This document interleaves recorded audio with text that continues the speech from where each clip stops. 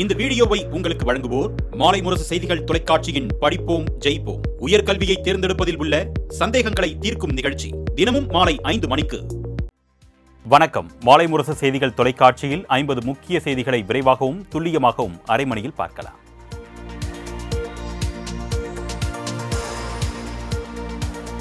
இந்து அறக்கட்டளைகளில் இஸ்லாமியர்களை அனுமதிப்பீர்களா என்று மத்திய அரசுக்கு உச்சநீதிமன்றம் கேள்வி எழுப்பியுள்ளது.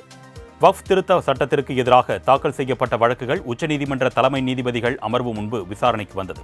அப்பொழுது இந்து அறக்கட்டளைகளில் இஸ்லாமியர்களை அனுமதிப்பீர்களா என்று மத்திய அரசுக்கு நீதிபதிகள் கேள்வி எழுப்பினர். மேலும் வக்ஃப் சட்டத்திற்கு எதிரான வழக்கை நாளை மதியம் 2 மணிக்கு உச்சநீதிமன்றம் ஒத்திவைத்தது. நாளைய விசாரணைக்கு பின்னர் உத்தரவுகள் பிறப்பிக்கப்படும் என்று உச்சநீதிமன்ற தலைமை நீதிபதி அமர்வு தெரிவித்தது.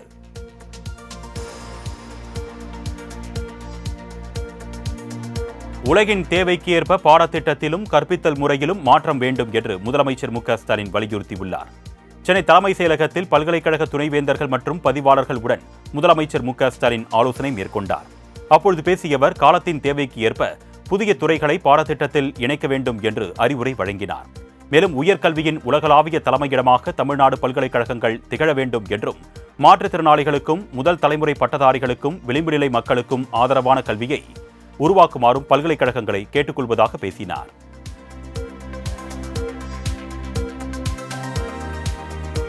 உள்ளாட்சி அமைப்புகளில் மாற்றுத்திறனாளிகள் தேர்தலில் போட்டியிடாமல் நியமன முறையில் தேர்வு செய்யப்படுவதற்கான சட்ட முன்வடிவுகளை முதலமைச்சர் அறிமுகம் செய்தார்.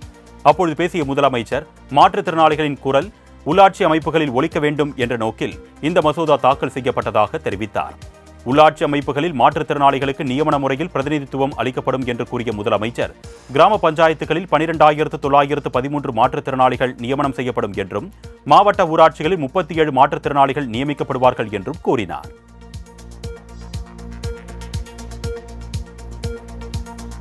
தமிழகத்தில் பாஜகவுடன் கூட்டணி மட்டுமே என்றும், கூட்டணி ஆட்சி இல்லை என்றும் அதிமுக பொதுச் செயலாளர் எடப்பாடி பழனிசாமி தெரிவித்துள்ளார். தமிழக சட்டப்பேரவை கூட்டத்தில் இருந்து வெளிநடப்பு செய்த எதிர்க்கட்சித் தலைவர் எடப்பாடி பழனிசாமி செய்தியாளர்களை சந்தித்தார். அப்பொழுது பாஜக அதிமுக கூட்டணி குறித்து செய்தியாளர்கள் கேள்வி எழுப்பினர். இதற்கு பதிலளித்த எடப்பாடி பழனிசாமி, உள்துறை அமைச்சர் அமித்ஷா கூட்டணி அரசு அமைப்பதாக கூறவில்லை என்றும், கூட்டணி என்றுதான் கூறியதாகவும் தெரிவித்தார். திமுகவுக்கு எதிரான வாக்குகள் சிதறிவிடக் கூடாது என்பதற்காகவே பாஜகவுடன் கூட்டணி வைத்திருப்பதாகவும் அவர் விளக்கம் அளித்தார்.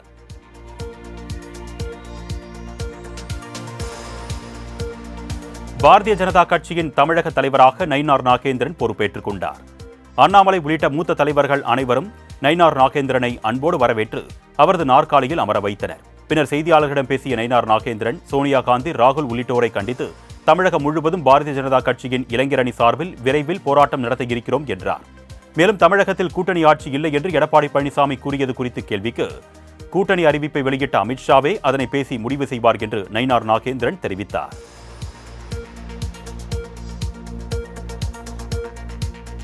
நெல்லை இருட்டுக்கடை அல்வா உரிமையாளரின் மகள் தனது கணவர் மீது வரதட்சணை புகார் அளித்துள்ள சம்பவம் பரபரப்பை ஏற்படுத்தியுள்ளது.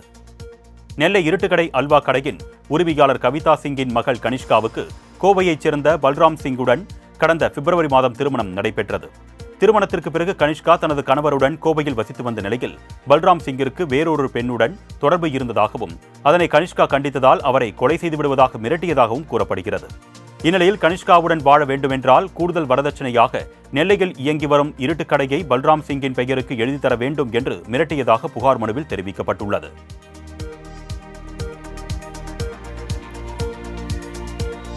நெல்லை இருட்டுக்கடை உரிமையாளர் மகள் அளித்த வரதட்சணை கொடுமை புகாரை பல்ராம் சிங் குடும்பத்தினர் மறுப்பு தெரிவித்துள்ளனர்.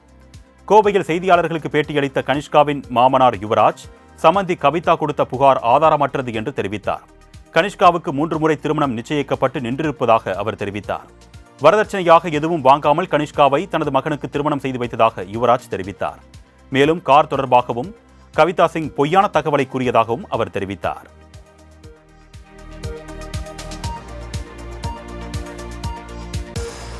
சீமான் பேசியதற்கெல்லாம் வழக்கு தாக்கல் செய்ய வேண்டும் என்றால் 100 வழக்குகளுக்கு மேல் தாக்கல் செய்திருக்க வேண்டும் என்று சென்னை உயர்நீதிமன்றம் தெரிவித்துள்ளது.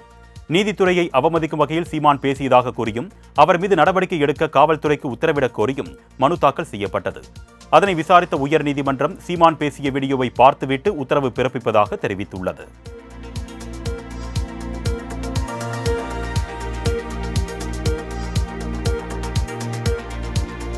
ரோந்து கப்பலை நாட்டு படகு மீது மோதியதுடன் இலங்கை கடற்படை தங்களை அடித்து துன்புறுத்தியதாக கரை திரும்பிய ராமேஸ்வரம் மீனவர்கள் வேதனை தெரிவித்தனர்.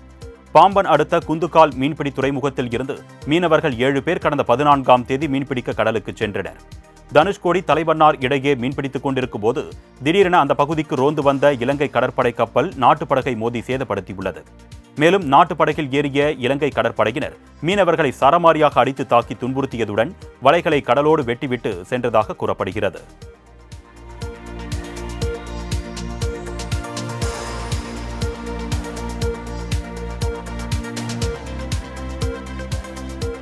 தமிழகத்தில் உள்ள பல்வேறு பகுதிகளில் வெளுத்து வாங்கிய கனமழையால் வெப்பம் தணிந்து குளிர்ச்சியான சூழல் நிலவி வருகிறது.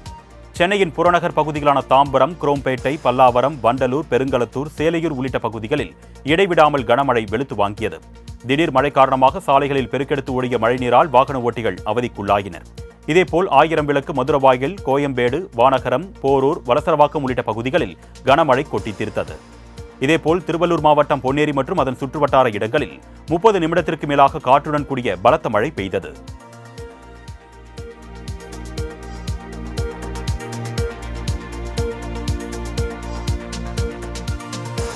சென்னை கோயம்பேடு மார்க்கெட்டை சூழ்ந்த மழை நீரால் வியாபாரிகள் மற்றும் பொதுமக்கள் கடும் அவதிக்குள்ளாயினர். சென்னை புறநகர் மற்றும் சுற்றுவட்டார பகுதிகளில் அதிகாலை முதல் கனமழை கொட்டி தீர்த்தது. இதனால் கோயம்பேடு மார்க்கெட் பகுதியை சுற்றி மழைநீர் முழங்கால் அளவிற்கு தேங்கியுள்ளது.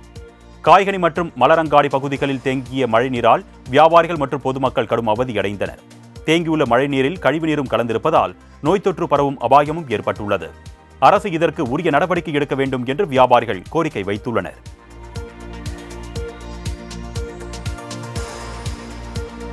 சென்னை புறநகர் பகுதியான ஊரப்பாக்கம், கூடுவாஞ்சேரி உள்ளிட்ட பகுதிகளில் பலத்த சூறாவளி காற்று வீசியதால் வாகன ஓட்டிகள் பாதிக்கப்பட்டனர். இந்த பகுதிகளில் காலை முதலே வானம் மேகமூட்டத்துடன் காணப்பட்ட நிலையில் திடீரென சுமார் அரை மணி நேரத்திற்கு மேலாக பலத்த சூறாவளி காற்று வீசியது. இதனால் சாலைகளில் உள்ள புழுதிகள் பறந்ததால் வாகன ஓட்டிகள் மிகுந்த சிரமத்துடன் வாகனங்களை இயக்கினர். மேலும் சென்னை திருச்சி தேசிய நெடுஞ்சாலையில் வைக்கப்பட்டுள்ள பேனர்கள் கிழிந்து தொங்கியதால் வாகன ஓட்டிகள் மிகுந்த அச்சத்துடன் பயணம் மேற்கொண்டனர்.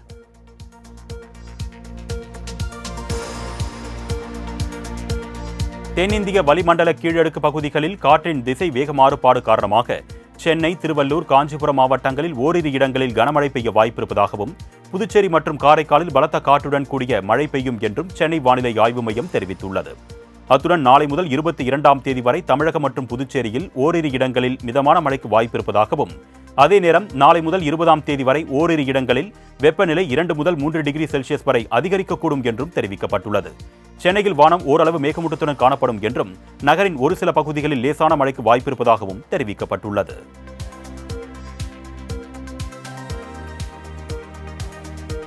தர்பூசணி பழங்களில் எந்த ரசாயனமும் செலுத்தப்படவில்லை என்று தமிழ்நாடு அரசு சென்னை உயர்நீதிமன்றத்தில் தெரிவித்துள்ளது. தர்பூசணி பழங்களில் நிறம் மற்றும் சுவைக்காக ரசாயன ஊசி செலுத்தப்படுவதாக உணவு பாதுகாப்புத்துறை அதிகாரி சதீஷ் தெரிவித்தார். இதனால் தர்பூசணி விற்பனை குறைந்து விவசாயிகள் பாதிக்கப்பட்டனர்.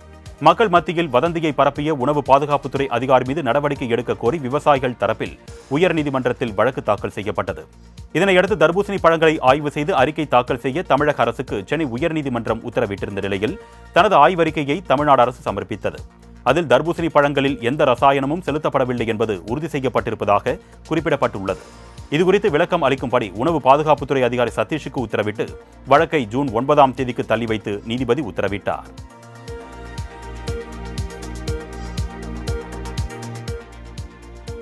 டாஸ்மாக் முறைகேடு மூலம் 1000 கோடி ரூபாய்க்கு மேல் சட்டவிரோத பண பரிமாற்றம் நடந்தது சோதனையில் தெரிய வந்திருப்பதாக அமலாக்கத்துறை தெரிவித்துள்ளது. டாஸ்மாக் ரெய்டு வழக்கு நீதிபதிகள் SM சுப்பிரமணியம், K ராஜசேகர் அமர்வு முன்னிலையில் மீண்டும் விசாரணைக்கு வந்தது. அப்பொழுது எதன் அடிப்படையில் ED சோதனை நடத்தியது என்று டாஸ்மாக் தரப்பில் கேள்வி எழுப்பப்பட்டது. இதற்கு பதிலளித்த ED, முறைகேடு நடந்திருப்பதாக கருதினால் விசாரணை நடத்தலாம் என்றும் 1000 கோடி ரூபாய்க்கு மேல் சட்டவிரோத பண பரிமாற்றம் நடந்தது சோதனையில் தெரிய வந்திருப்பதாக தெரிவித்தது.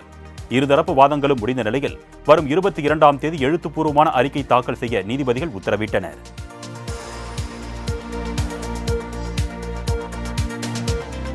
அமைச்சர் பொன்முடியை பதவி நீக்கம் செய்ய வேண்டும் என்று வலியுறுத்தி சென்னை சைதாப்பேட்டை பனகல் மாளிகை அருகில் அதிமுக மகளிர் அணி செயலாளர் வளர்மதி தலைமையில் கண்டன ஆர்ப்பாட்டம் நடைபெற்றது. இதில் 100க்கும் மேற்பட்ட அதிமுக மகளிர் அணியினர் கலந்து கொண்டனர். பொன்முடியின் படத்தின் முன்பு செருப்பை காட்டி மகளிர் அணியினர் தங்களது எதிர்ப்பை பதிவு செய்தனர். தொடர்ந்து பொன்முடியை கைது செய்ய வேண்டும் என்பதை வலியுறுத்தி கோஷங்களை எழுப்பினர்.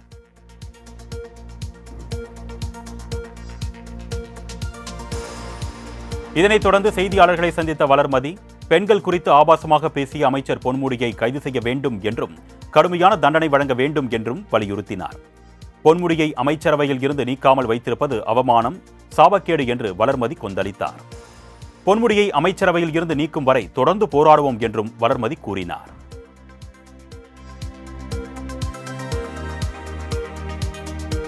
சர்ச்சைக்குரிய வகையில் பேசிய அமைச்சர் பொன்முடியை பதவி நீக்கம் செய்ய கோரி சென்னை உயர்நீதிமன்றத்தில் பொதுநல மனு தாக்கல் செய்யப்பட்டுள்ளது.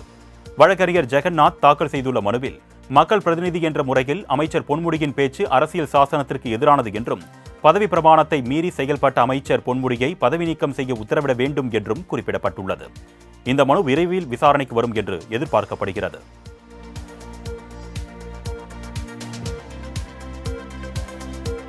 நெல்லை பாளையங்கோட்டையில் 8ஆம் வகுப்பு மாணவனை அரிவாளால் வெட்டிய சக மாணவனுக்கு 14 நாள் நீதிமன்ற காவல் வழங்கப்பட்டுள்ளது. மேலும் வரும் 29ஆம் தேதி வரை சீர்திருத்த பள்ளியில் மாணவனை வைக்க நெல்லை நடுவர் நீதிமன்றம் உத்தரவிட்ட நிலையில் மாணவனுக்கு தகுதியான நபர்களை கொண்டு கவுன்சிலிங் வழங்கவும் உத்தரவிடப்பட்டுள்ளது. முன்னதாக பாளையங்கோட்டையில் செயல்பட்டு வரும் தனியார் பள்ளியில் படித்த ரஹமத்துல்லா என்பவர் நேற்று அரிவாளால் வெட்டப்பட்டார். இந்த விவகாரத்தில் சக மாணவன் கைது செய்யப்பட்ட நிலையில் தன்னை சீர்திருத்த பள்ளிக்கு அனுப்புமாறு கண்ணீருடன் காவல்துறையினரிடம் வேண்டுகோள் விடுத்துள்ளார்.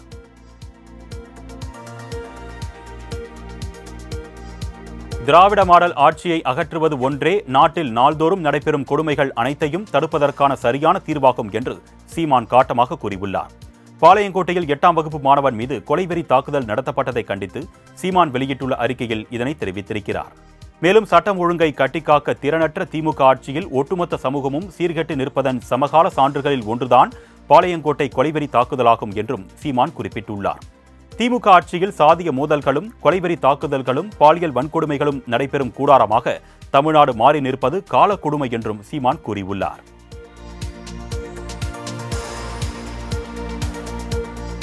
ஓ பன்னீர்செல்வம் ஏற்கனவே பாஜக கூட்டணியில்தான் இருக்கிறார் என்று அமமுக பொதுச் செயலாளர் டிடிவி தினகரன் தெரிவித்துள்ளார்.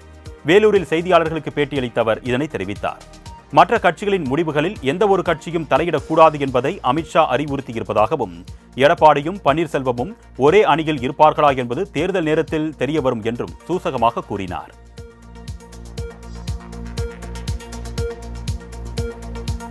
சென்னை மெரினாவில் புதுப்பிக்கப்பட்ட கிளை நூலகத்தை துணை முதலமைச்சர் உதயநிதி ஸ்டாலின் திறந்து வைத்தார். சென்னை மெரினா கடற்கரை பகுதியில் அமைந்துள்ள மெரினா கிளை நூலகம் 38,40,40,000 ரூபாய் செலவில் புதுப்பிக்கப்பட்டது. இதன் பணிகள் நிறைவடைந்த நிலையில் அமைச்சர் அன்பில் மகேஷ் தலைமையில் நடைபெற்ற விழாவில் துணை முதலமைச்சர் உதயநிதி ஸ்டாலின் நூலகத்தை திறந்து வைத்து பார்வையிட்டார். இதில் அனைவரையும் ஈர்க்கும் வகையில் முகப்பு, மூங்கில் வளைவு, கல் பெஞ்ச், சிறுவர் பூங்கா உள்ளிட்டவை அமைக்கப்பட்டுள்ளது. மேலும் சென்னையை பற்றிய அரிய தகவல்களுடன் 7,500 புத்தகங்கள் நூலகத்தில் இடம்பெற்றுள்ளன.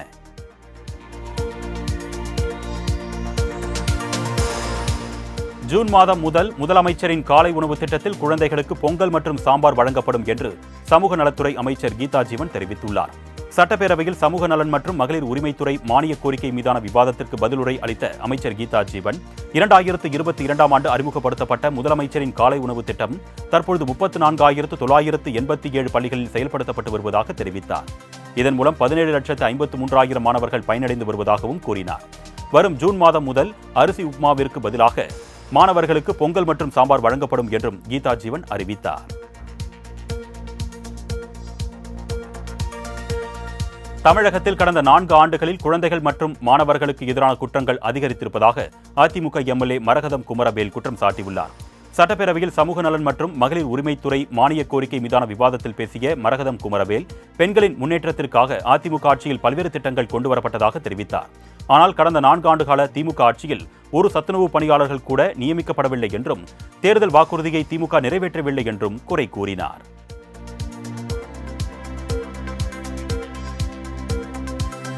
கோவை இந்துஸ்தான் கல்லூரியில் படிக்கும் 1ஆம் ஆண்டு பாராமெடிக்கல் மாணவி தற்கொலை செய்து கொண்ட சம்பவத்தால் பரபரப்பு ஏற்பட்டுள்ளது. கோவை இந்துஸ்தான் கல்லூரியில் பாராமெடிக்கல் துறையில் 1ஆம் ஆண்டு படித்து வந்த அனுப்பிரியா நேற்று மாலை மருத்துவமனை வளாகத்தில் இருந்து திடீரென கீழே குதித்து தற்கொலை செய்து கொண்டதாக கூறப்படுகிறது. இந்த சம்பவம் குறித்து போலீசார் மேற்கொண்ட முதற்கட்ட விசாரணையில் சக மாணவியின் பணம் திருடு போனது தொடர்பாக கண்காணிப்பு கேமராவில் பதிவான காட்சிகளின் அடிப்படையில் மாணவியை தனியாக அழைத்து கல்லூரி நிர்வாகம் விசாரணை செய்ததாகவும், இதனால் அவமானம் தாங்காமல் மாணவி கல்லூரி மாடியில் இருந்து குதித்து தற்கொலை செய்து கொண்டதாகவும் கூறப்படுகிறது. இதனிடையே தனது மகள் மீது பொய்யாக தகவல் தெரிவிப்பதாக கூறி பெற்றோர் போராட்டத்தில் ஈடுபட்டதால் பெரும் பரபரப்பு நிலவியது. தமிழக அரசின் மாநில சுயாட்சி என்பது பிரிவினைவாதத்தை தூண்டும் என்று பாஜக மாநில தலைவர் நயினார் நாகேந்திரன் தெரிவித்துள்ளார். சுதந்திர போராட்ட வீரர் சுந்தரலிங்கத்தின் 255வது பிறந்தநாளையொட்டி தூத்துக்குடி மாவட்டம் ஒட்டப்பிடாரத்தில் உள்ள அவர் திருவுருவ சிலைக்கு மாலை அணிவித்து மரியாதை செலுத்தினார். பின்னர் செய்தியாளர்களை சந்தித்த நயினார் நாகேந்திரன் மாநில உரிமைகளை பறிக்கக்கூடாது என்பதில் தங்களுக்கு மாற்று கருத்து கிடையாது என்றார்.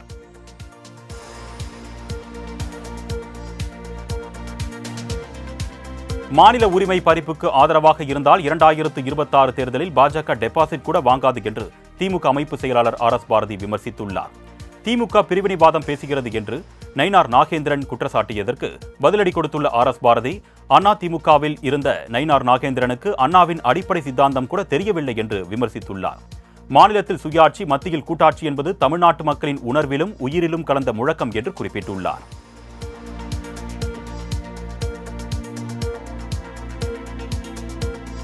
தேசிய ஜனநாயக கூட்டணியில் பாமக உள்ளதா என்ற கேள்விக்கு பதிலளிக்க அன்புமணி மறுத்துள்ளார்.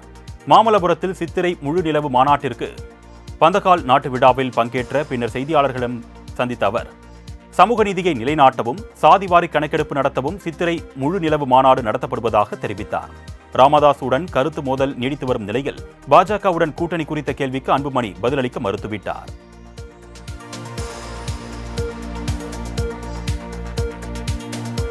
தமிழ்நாடு அரசிற்கும் மத்திய அரசிற்கும் இடையே குழு அமைக்கப்பட்டிருப்பது வரவேற்புக்குரியது என்று விடுதலை சிறுத்தைகள் கட்சித் தலைவர் திருமாவளவன் தெரிவித்துள்ளார். சென்னை விமான நிலையத்தில் செய்தியாளர்களை சந்தித்த அவர், 14 வயது சிறுவன் புத்தகம் வைக்க வேண்டிய பையில் அரிவாள் வைக்கிறான், இதற்கு சாதிய மற்றும் மதவாத இயக்கங்களே முக்கிய காரணம் என்றார். நாடு முழுவதும் சாதியவாதமும் மதவாதமும் வெளிப்படையாக பேசப்படுவதாகவும் அப்பொழுது அவர் தெரிவித்தார்.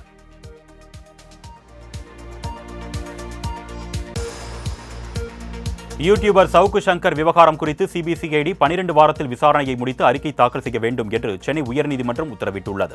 கடந்த மார்ச் 24ஆம் தேதி சென்னை கீழ்ப்பாக்கத்தில் உள்ள யூடியூபர் சவுக்கு சங்கரின் வீட்டில் புகுந்த தூய்மைப் பணியாளர்கள் உடையணிந்த நபர்கள் மனித கழிவுகளை கொட்டி சென்றதோடு வீட்டில் இருந்த தாய் கமலாவுக்கு கொலை மிரட்டலும் விடுத்தனர். இது தொடர்பான வழக்கு இன்று விசாரணைக்கு வந்தபோது சிபிசிஐடி 12 வாரத்திற்குள் விசாரணையை முடித்து அறிக்கையை அளிக்க வேண்டும் என்று நீதிபதிகள் உத்தரவிட்டனர். அத்துடன் சிபிஐ விசாரணை கோரிய மனுவும் தள்ளுபடி செய்யப்பட்டது.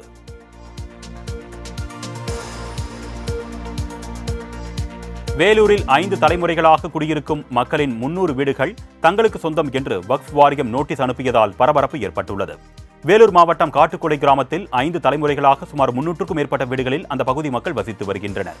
இதற்கு சொத்து பத்திரம், மின் இணைப்பு, குழாய் இணைப்பு உள்ளிட்ட பல ஆவணங்கள் உள்ளன.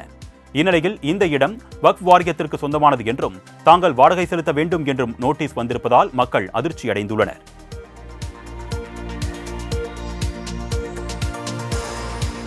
சென்னையில் பெய்த திடீர் கனமழை காரணமாக விமான சேவைகள் பாதிக்கப்பட்டது. சென்னை மற்றும் புறநகர் பகுதிகளில் திடீரென பலத்த சூறைக்காற்றுடன் பலத்த மழை கொட்டியது. இதனால் சென்னை விமான நிலையத்தில் விமான சேவைகள் பாதிக்கப்பட்டது. மேலும் சென்னை விமான நிலையத்தில் தரையிறங்க வந்த 5க்கும் மேற்பட்ட விமானங்கள் தரையிறங்க முடியாமல் நீண்ட நேரம் வானில் வட்டமடித்து பறந்தன. இது மட்டுமின்றி சென்னையில் இருந்து புறப்பட வேண்டிய விமானங்களும் தாமதமானதால் பயணிகள் பாதிக்கப்பட்டனர்.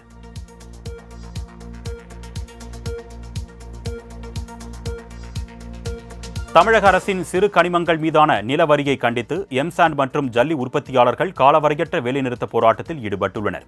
தமிழகத்தில் சிறு கனிமத்தின் மீது 180 மடங்கு வரை வரி உயர்ந்திருப்பதை கண்டித்து தமிழகத்தில் கிரஷர் மற்றும் ஜல்லி உற்பத்தியாளர்கள் இன்று முதல் காலவரையற்ற வேலைநிறுத்த போராட்டத்தை துவங்கியுள்ளனர். இதனால் தமிழகம் முழுவதும் 2500க்கும் மேற்பட்ட குவாரிகள் இயங்கவில்லை. சேலத்தில் மட்டும் 300 குவாரிகள் மூடப்பட்டிருப்பதால் 50,000க்கும் மேற்பட்டோர் வேலையை இழந்துள்ளனர். மேலும் இந்த போராட்டத்தால் கட்டுமான பணிகள் அனைத்தும் முடங்கும் அபாயமும் ஏற்பட்டுள்ளது.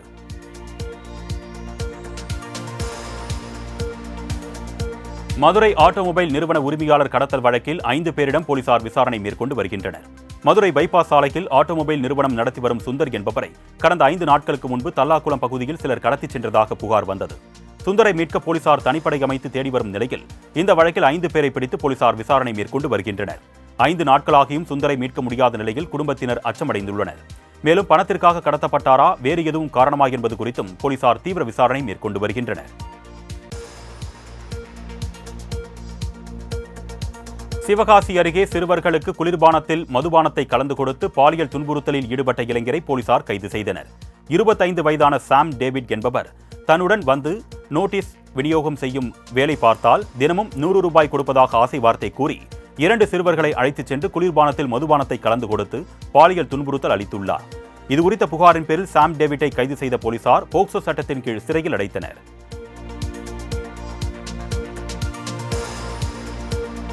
தனது கேண்டீனை திமுக சட்டமன்ற உறுப்பினர் பிரபாகர் ராஜாவின் ஆதரவாளர்கள் இடித்துவிட்டதாக வடபழனியைச் சேர்ந்த முதியவர் ஒருவர் காவல் நிலையத்தில் புகார் அளித்துள்ளார்.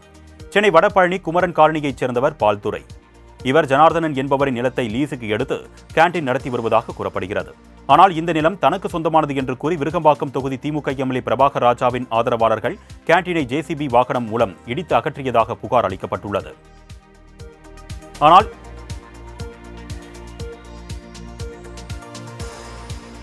காங்கேயம் அருகே விவசாயியின் வீட்டை இடித்து அராஜகம் செய்த இந்து சமய அறநிலையத்துறை அதிகாரிகளின் வாகனத்தை விவசாயிகள் சிறைப்பிடித்ததால் பரபரப்பு ஏற்பட்டது.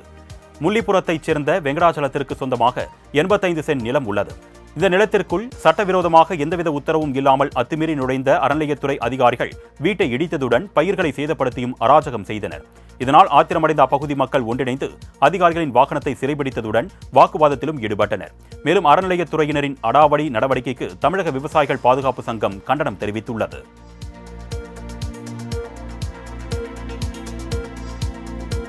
ஈரோடு மாவட்டம் சத்தியமங்கலம் அருகே சிறுத்தை ஒன்று கோழிக்கடையில் பதுங்கியிருந்த வீடியோ காட்சி சமூக வலைதளங்களில் வைரலாகி வருகிறது.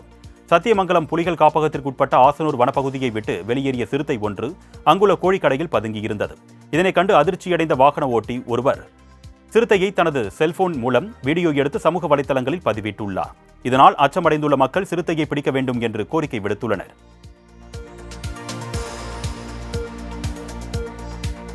மதுராந்தகம் அருகே பணம் கொடுக்கல் வாங்கல் விவகாரத்தில் ஒருவர் கார் ஏற்றி கொலை செய்யப்பட்டார். மங்கலம் பகுதியைச் சேர்ந்த சரத்பாபு அதே பகுதியைச் சேர்ந்த சிவராஜுக்கு 4 லட்சம் ரூபாய் கடன் கொடுத்ததாக தெரிகிறது. கடனை திருப்பி கேட்டதால் இருவருக்கும் இடையே தகராறு ஏற்பட்டதாகவும் கூறப்படுகிறது. இதனால் ஆத்திரமடைந்த சிவராஜ் வீட்டின் அருகாமையில் அமர்ந்திருந்த சரத்பாபுவை கார் ஏற்றி கொலை செய்த சம்பவம் அதிர்ச்சியை ஏற்படுத்தியுள்ளது. இதனையடுத்து சிவராஜை போலீசார் கைது செய்தனர்.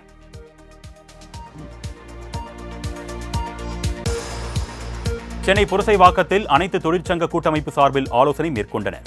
அதில் 12 ஆண்டுகளாக உயர்த்தப்படாத ஆட்டோ மீட்டர் கட்டணத்தை உயர்த்த அனுமதிக்க வேண்டும், புதிய ஆட்டோ வாங்குவதற்கு 10,000 ரூபாய் மானியம் என்ற தேர்தல் வாக்குறுதியை நிறைவேற்ற வேண்டும் உள்ளிட்ட கோரிக்கைகள் முன்வைக்கப்பட்டது. மேலும் ஆட்டோ ஓட்டுநர்கள் கோரிக்கைகளை நிறைவேற்றவில்லை எனில் முற்றுகை போராட்டம் நடத்தப்படும் என்றும் அனைத்து ஆட்டோ ஓட்டுநர் கூட்டமைப்பு எச்சரித்துள்ளது.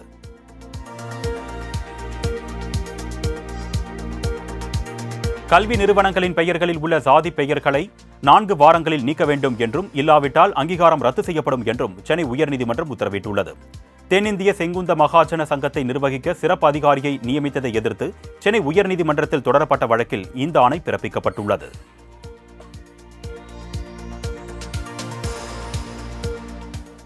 கல்குவாரி கிரஷர் சங்கம் சார்பில் நடைபெறும் போராட்டத்தில் பங்கேற்கவில்லை என்று தமிழ்நாடு மணல் லாரி உரிமையாளர் சங்கம் தெரிவித்துள்ளது.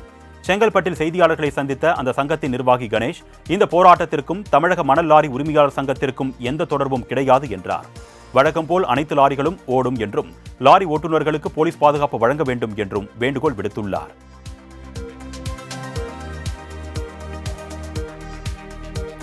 சேலத்தில் கல்லூரி மாணவியை கத்தியால் குத்திவிட்டு தற்கொலைக்கு முயன்ற இளைஞரால் பரபரப்பு ஏற்பட்டது. மின்னாம்பள்ளி பகுதியைச் சேர்ந்த கல்லூரி மாணவி ஒருவர் ஆட்டையாம்பட்டியைச் சேர்ந்த மோகனப்பிரியன் என்பவருடன் இன்ஸ்டாகிராம் மூலம் பழகி காதலித்து வந்ததாக தெரிகிறது.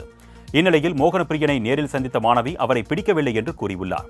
இதற்கிடையே மாணவிக்கு திருமண ஏற்பாடு நடந்ததால் ஆத்திரமடைந்த மோகனப்பிரியன் கல்லூரி மாணவியை கத்தியால் குத்திவிட்டு தானும் கழுத்தை அறுத்துக்கொண்டு தற்கொலைக்கு முயன்றுள்ளார். இதனை கண்ட பொதுமக்கள் இருவரையும் மீட்டு சேலம் அரசு மருத்துவமனைக்கு அனுப்பி வைத்தனர்.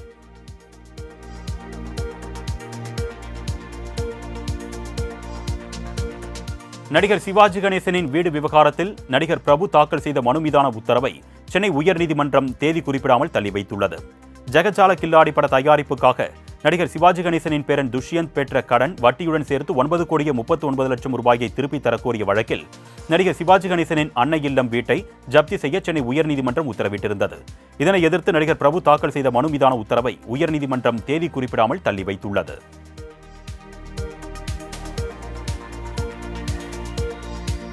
திண்டுக்கல் மாநகராட்சி மாதாந்திர கூட்டம் மேயர் இளமதி தலைமையில் நடைபெற்றது.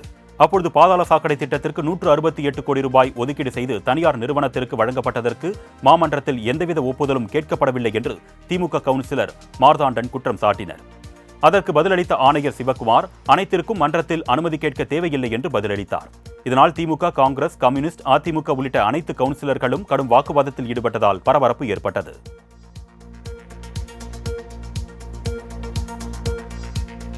குளச்சல் அருகே 3 வீடுகளை அடித்து நொறுக்கிய கூலிப்படை கும்பலை தனிப்படை அமைத்து போலீசார் தேடி வருகின்றனர். கன்னியாகுமரி மாவட்டம் உடையார்விளை கிராமத்தைச் சேர்ந்த கிருபாகர் லாலுக்கு அவரது உறவினர் ஒருவருக்கும் இடையே குடும்ப தகராறு காரணமாக முன்விரோதம் இருந்து வந்துள்ளது. இந்நிலையில் நேற்று மாலை கட்சி கொடி கட்டிய காரில் உருட்டுக்கட்டை அரிவாளுடன் வந்து இறங்கிய கூலிப்படை கும்பல் கிருபாகர் லால் வீடு, அவரது சகோதரர் வீடு என அடுத்தடுத்து 3 வீடுகளின் ஜன்னல் கண்ணாடிகளை அடித்து நொறுக்கினர்.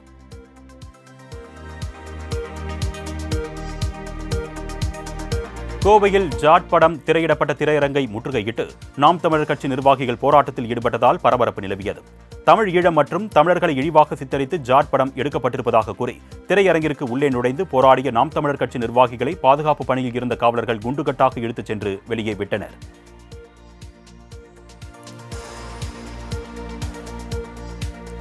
விசைத்தறியாளர்களுக்கு ஆதரவாக கோவையில் அனைத்து கடைகளும் அடைக்கப்பட்டதால் சாலை முழுவதும் வெறிச்சோடி காணப்பட்டன. பல்வேறு கோரிக்கைகளை வலியுறுத்தி கோவை மற்றும் திருப்பூர் மாவட்டங்களில் விசைத்தறியாளர்கள் கடந்த மார்ச் 19ஆம் தேதி முதல் காலவரையற்ற வேலைநிறுத்த உண்ணாவிரத போராட்டத்தில் ஈடுபட்டு வருகின்றனர். விசைத்தறியாளர்களின் உண்ணாவிரத போராட்டத்திற்கு ஆதரவாக வியாபாரிகள் சங்கங்கள் சார்பில் நேற்று கோவை மற்றும் திருப்பூர் புறநகர் பகுதிகளில் மருந்தகங்கள் தவிர்த்து அனைத்து கடைகளும் அடைக்கப்பட்டுள்ளன. இதனால் கோவை புறநகர் பகுதிகளில் சாலைகள் பெரும்பாலும் வெறிச்சோடி காணப்பட்டதால் வாகன போக்குவரத்தும் கணிசமாக அளவில் குறைந்தது. ஸ்ரீவில்லிபுத்தூரில் வெறிநாய்கள் வளர்ப்பு பூனை ஒன்றை கடித்து குதறியதால் அந்த பகுதி மக்கள் அச்சமடைந்துள்ளனர். ஸ்ரீவில்லிபுத்தூர் மற்றும் அதன் சுற்றுவட்டார பகுதிகளில் வெறிநாய்கள் அதிக அளவில் சுற்றித் திரிவதுடன் பலரை கடித்து வருவது தொடர்கதையாகி வருகிறது. இந்நிலையில் ஆத்துக்கடை தெருவில் வீட்டில் வளர்த்த பூனை ஒன்றை பிடித்து வெறிநாய்கள் கடித்து தின்றது. இதனை கண்டு அப்பகுதி மக்கள் அச்சமடைந்துள்ளதுடன் உயிர் சேதம் ஏற்படும் முன் வெறிநாய்களை பிடித்து செல்ல வேண்டும் என்று கோரிக்கை வைத்துள்ளனர்.